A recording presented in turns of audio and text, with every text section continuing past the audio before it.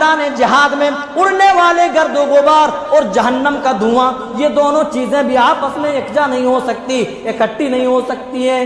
پتہ یہ چلا کہ مجاہد کا کتنا بڑا مقام ہے۔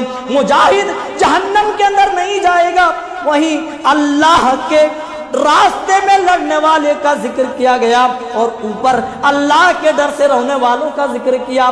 اللہ کے ڈر سے رونے والوں کا مقام اور کیا ہو سکتا ہے؟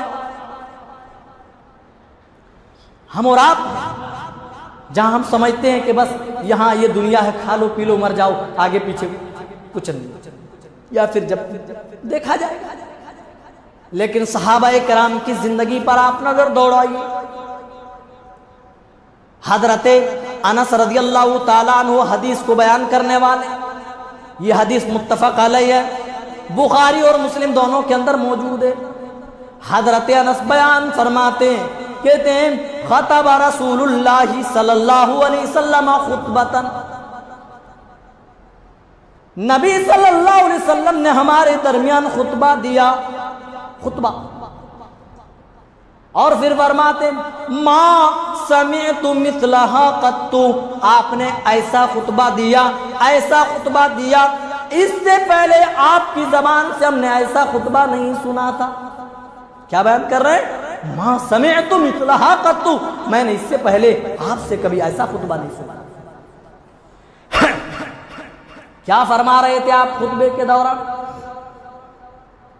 لو تعلمون ما اعلم لضحکتم قلیلا ولبکیتم کثیرا، اے میرے صحابہ، جو باتیں میں جانتا ہوں وہ تم جان لیتے تو دنیا میں تم ہنستے کم اور روتے زیادہ۔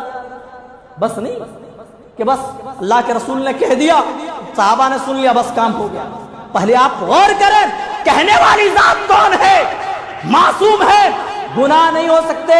اگر کوئی غلطی بھول ہو جائے تو اللہ تعالیٰ جبریل امین کو بھیج کر رہنمائی فرما دے۔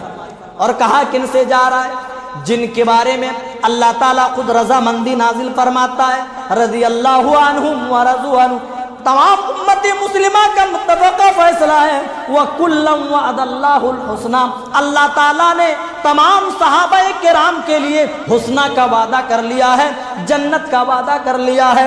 ایسے لوگوں سے کہا جا رہا ہے، اور کہنے والے بھی معصوم ہیں، نبی ہیں جن سے کوئی گناہ بھی نہیں ہو سکتا۔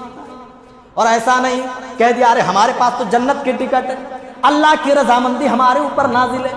کیا ہے؟ پھر کس بات کا ڈر ہے؟ نبی نے صرف اتنا کہا تھا، جو باتیں میں جانتا ہوں وہ تم جان لیتے، لضحکتم قلیلا ولبکیتم کثیرا، تو تم دنیا میں ہنستے کم اور روتے زیادہ۔ صحابہ کی کیفیت اس کے بعد کیا رہی ہم بعد میں بیان کریں گے، پہلے ہم اپنی کیفیت بیان کرتے ہیں، آج کے معاشرے کی کیفیت بیان کرتے ہیں، مسلم معاشرے کی حالت بیان کرتے ہیں۔ آج اگر مسلمانوں کو ہنسی نہیں آتی تو یوٹیوب پر اور دوسری سائٹوں میں کامیڈی دیکھ دیکھ کر یہ ہنسا کرتے ہیں۔ اور میرے نبی صحابہ کو جن کے بارے میں اللہ نے رضامندی نازل فرما دی ہے، کہہ رہے ہیں جو میں جانتا ہوں اے میرے صحابہ تم جان لیتے، لضحکتم قلیلا ولبکیتم کثیرا، تو دنیا میں تم ہنستے کم اور روتے زیادہ۔ ہماری طرح نہیں تھے کہ سن لیا، نبی نے کہہ دیا اور ہم نے سن لیا، ہمیں کس چیز کا غم ہے؟ نہیں۔ راوی حدیث کا بیان ہے، بخاری کی روایت ہے، فغطى اصحاب رسول اللہ صلی اللہ علیہ وسلم وجوہہم وہم خنین، صحابہ کا اتنا سننا تھا، نبی نے کہا تھا میں جانتا ہوں وہ تم جان لیتے، دنیا میں ہنستے کم روتے زیادہ۔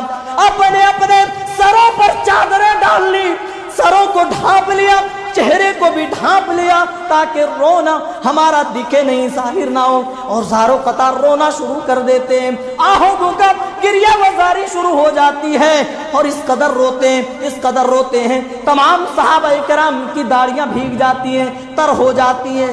ذرا اندازہ لگائیں، وہم خنین کے لفظ سے انہوں نے چہرے تو ڈھانپ لیے، سر تو ڈھانپ لیے، رونے کی کیفیت پھر بھی وہ چھپا نہ سکے۔ وہم خنین، ناک سے رونے کی جو آوازیں آ رہی تھی وہ بتا رہی تھی کہ نبی کے صحابہ نبی کے فرمان کو سننے کے بعد خاموش نہیں رہے، بلکہ آنسو بہا رہے تھے، وہ دھارے مار مار کر رو رہے تھے، زاروں قطار آنسو بہا رہے تھے۔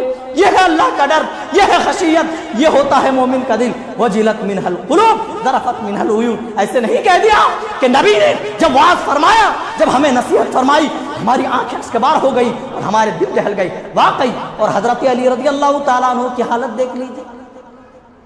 حضرت علی رضی اللہ تعالیٰ عنہ حضرت علی رضی اللہ تعالیٰ عنہ ایک روز فجر کی نماز پڑھتے ہیں، نماز پڑھ کر کے ابھی دروازے تک ہی گئے، بیٹھ گئے، سر نیچے کیے اور سوچنے لگے، اور پھر سر اٹھا کر داڑھی پکڑ لی اور کہنے لگے ہم نے صحابہ کرام کی جماعت کی طرح کوئی جماعت نہیں دیکھی۔ راتوں کے اکثر اوقات اللہ کے قیام میں گزرتے ہیں، اور جب دن ہوتا ہے، جب دن شروع ہوتا ہے، تب بھی وہ اللہ کے ذکر و اذکار میں مصروف ہو جاتے ہیں۔ جن کے بال پراگندہ ہوتے ہیں، جن کے پیروں میں گرد و غبار ہوتے ہیں، جن کی آنکھیں سرخ ہوتی ہیں، چرواہوں کی طرح ان کی حالت ہوتی ہے، لیکن جب دن ہوتا ہے تو دن میں بھی اللہ کی عبادت میں لگ جاتے ہیں، اللہ کے ذکر و اذکار میں مصروف ہو جاتے ہیں، اور رات میں جاگنے کی وجہ سے، زیادہ عبادت کرنے کی وجہ سے جب تھکان محسوس کرتے ہیں تو ایسے ہی دن کی حالت میں ڈاواڈول صحابہ کی جماعت کرتی تھی، جیسے تیز و تند آندھیوں میں یہ درخت ڈاواڈول کرتے نظر آتے ہیں۔ آپ نے دیکھا ہوگا جب تیز تند آندھی چلتی ہے، درخت ایک دوسرے سے گلے لگ رہے ہوتے ہیں۔ نبی کے صحابہ راتوں کو قیام گزارتے اکثر اوقات، اور جب دن ہوتا چونکہ رات میں زیادہ جاگنے کی وجہ سے آنکھیں لال ہو جاتی، اور وہی دن میں جب ذکر و اذکار کرتے تو تھکان بتاتی کہ رات میں